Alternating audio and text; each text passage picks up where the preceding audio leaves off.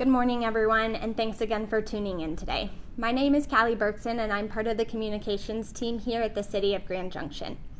As a city, we want to assure you that we are doing our best to coordinate with community partners to provide you with updates, with resources, with available information during this time. While we won't be taking questions live, if you are tuning in on Facebook, the same as we've been doing, please feel free to leave your questions below in the comments and we will address them as best as we can. For the media, there will be briefings there will be individual interviews after this briefing. Today, I'm joined by City Manager Greg Caton and Incident Commander Police Chief Doug Shoemaker. Also joining us is Mayor Rick Taggart and representatives and our community partners from Mesa County Workforce Center and Mesa County Public Health. At this time, I'll pass it over to City Manager Greg Caton, who will begin our briefing. Thank you, Callie, and good afternoon, everyone. I'm Greg Caton, the City Manager for Grand Junction. Thank you for tuning in again today for the most update information regarding this situation. To start us off today is our Incident Commander, Police Chief Doug Shoemaker. Thank you, Greg, and good afternoon, everybody. Again, thanks for engaging with us throughout the week. It's been a long week for all of us, I'm sure, and for you, but we really appreciate you taking the time to see what we've got to say and be involved. So thank you again for that. Several things today. First of all, a quick reminder, city buildings are closed to normal business conducted via regular foot traffic. But I assure you we're still here for you in a number of other ways, such as online services or by phone. And if you need to meet with certain members of staff, you're always available to set up an appointment. We are here working. We know life doesn't stop, so please contact us to let us know how we can best serve you during these times. A note that's important, I think, is scams come out all the time. They are absolutely a thing. This is no exception, and there are criminals out there who wish to do bad things to others. As a general rule, don't respond to those random calls or emails who may promise relief checks or sell additional COVID insurance. Work with the existing providers that you already work with to ensure you're getting the help you need from the people that you trust. We did have a question on essential businesses yesterday, and I want to clear that up. That determination is not a city-based decision, but rather is rooted and spelled out within the governor's orders. So I'd please ask people to refer to that specifically for guidance. On a rumor control issue, we do not, as a local policing community, ask for you to have papers with you detailing where you're allowed to go within the routines that you travel. We're relying on you to go to those places that you have to get things that you need: groceries, pharmacies, daycare, all the essential work duties, and so on and so forth. So please help us in that regard. Finally, and again on kind of a positive note, is we want to talk about recreation, and we want you to recreate responsibly. And what I mean by that is we have, many of us have an outlet for stress. For some of us that's exercise, and certainly this is a bit of a stressful time. So outdoor recreation for us is certainly a necessity. If you do engage in those activities, we ask that you do so in small groups. We ask that you be mindful of others with social distancing. Let's not spoil all the great things we have available here on the Western Slope. Instead, let's work together to get through this the right way. Thank you.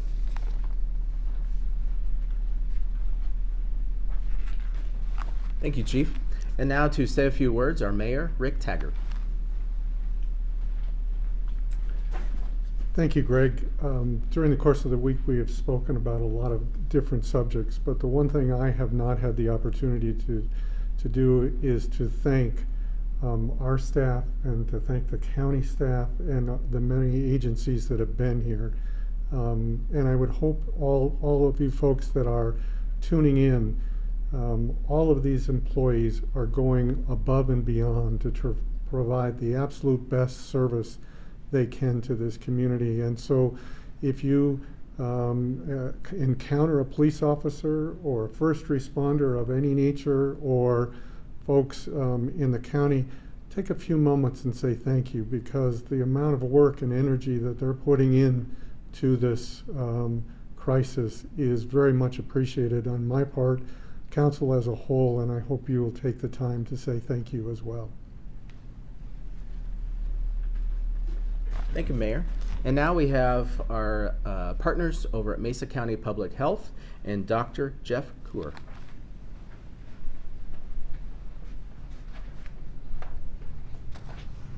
Thanks, Greg. Thanks, Mayor, for your kind words. Chief, you're right, it's been a long week. I have bags under my eyes. I'm only 28 years old. Can you believe that? So just a quick update. We've submitted 260 samples for testing. 188 of those samples have been processed, so 72 are pending. And among completed tests, there are 6 positive still for the last 2 days, and then 182 negative. And the reason I feel this is somewhat important is that as of yesterday, these numbers include all samples submitted by Mesa County Public Health and by each of our 4 hospitals. So had a lot of questions about that, but finally we're all on the same page, and so this is a very accurate count that will be updated nightly in our report or on our webpage. All of our hospitals have seen COVID-19 patients from outside Mesa County. The test results for those patients are reflected in the numbers reported by the county in which those individuals reside. So also some talk about do we have positive cases in the hospitals? We do, but our hospitals are all regional hospitals for the most part, especially St. Mary's. And so on any given day, there's somebody in that hospital with a communicable disease, and likely from outside the county. Or if they are, then we're dealing with that individual ourselves. Priorities for testing are anyone with COVID-19-like symptoms who are 65 years of age and older, or have an underlying health condition, or are a healthcare professional, or are a first responder. The process for testing is by appointment only by calling 683-2300. We're currently addressing child care provider and parent needs also through our hotline at 683-2300. There are plenty of spots available, so if you're interested, give us a call. You'll be connected to Mesa County Child Care licensing staff or a representative from our Child Care Assistance Program. And for this information and more, always encourage folks to visit our website at health.mesacounty.us. Thank you. Thank you, Doctor. And so now we have Curtis Engelhardt with the Workforce Center. And earlier this week, we spoke with our economic development partners as we've seen the health pandemic really transition also in our community across the country into this economic crisis. And so we brought you a great number of speakers representing organizations all across our community to provide very helpful information. One of the individuals, the Workforce Center, and Curtis Engelhardt had a wealth of information, and our viewers have asked us for a little more detailed information regarding that. So we have him here today to speak to you again. So Curtis Engelhardt with the Workforce Center. Thank you, Greg. Again, I'm Curtis Engelhardt. I'm the director at the Mesa County Workforce Center, and we are still getting a huge volume of phone calls and requests, and a lot are related to unemployment insurance. So I just want to give some information that's coming down from the state on how to best file your claim if you find yourself in that situation where you qualify for unemployment. Again, the Mesa County Workforce Center cannot file a claim for you, but we're happy to answer those basic questions that you may have. So the state of Colorado has implemented a gated system for unemployment claims, and what that means is if you are filing a new claim and your last name begins with letters A through M, you can file your claim on Sunday, Tuesday, Thursday, or after 12 noon on Saturday.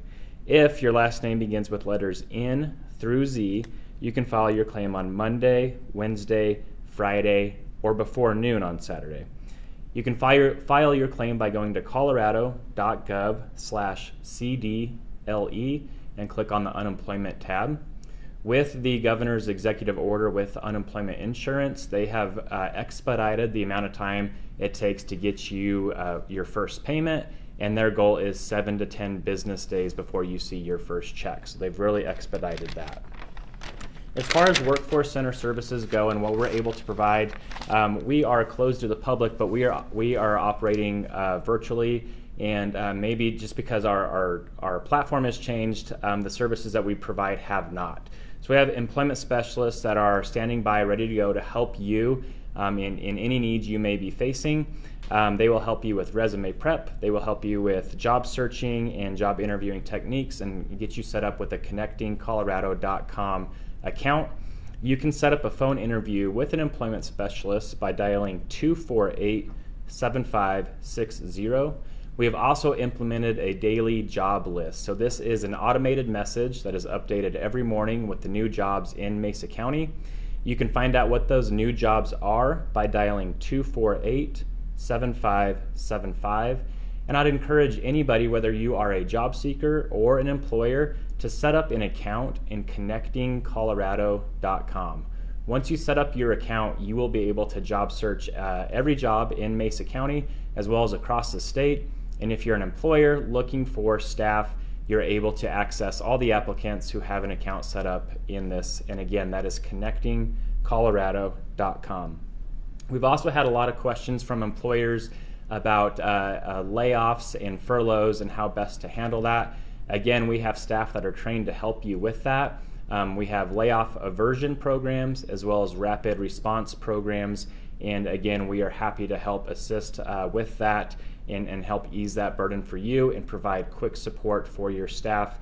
Again, you can set up an appointment with us by dialing the 248-7560 number.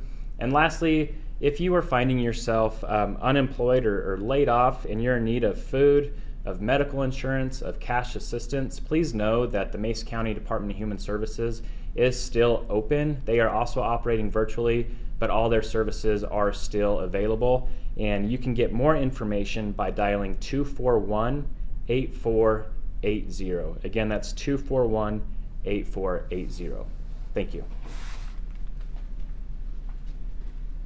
Thank you, Curtis, and thank you to all of our speakers today. I wanted to wrap up with one comment about city essential services. And as spring has sprung, we've recognized that people have started to put out their spring cleanup items, and we have been promoting that the last several weeks, that we are planning to continue that collection. And we determined that to be an essential service. It's specifically within the governor's order is trash and debris collection. And so we do plan to have that service over the next several weeks.